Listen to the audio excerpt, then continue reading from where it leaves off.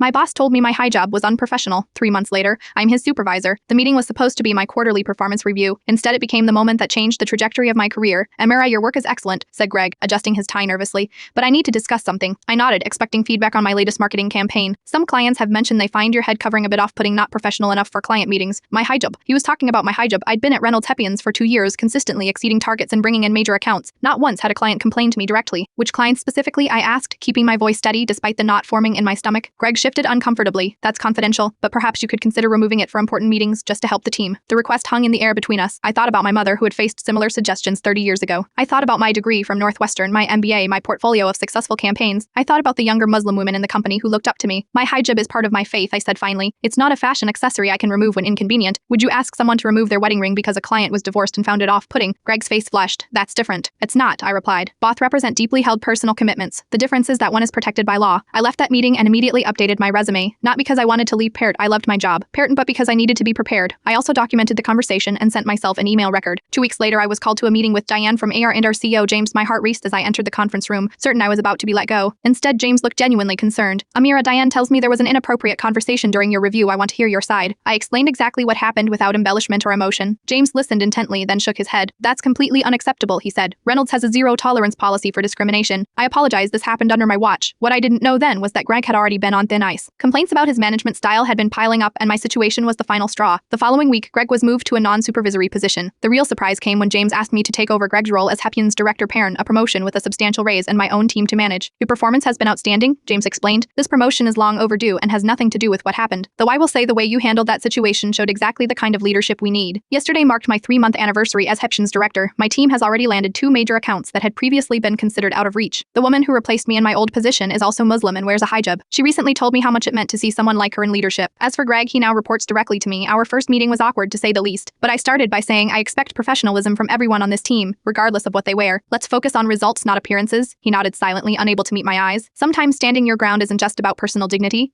It's about creating space for others who will come after you, and sometimes the most unprofessional thing in a workplace isn't what someone wears on their head, but what goes on inside it.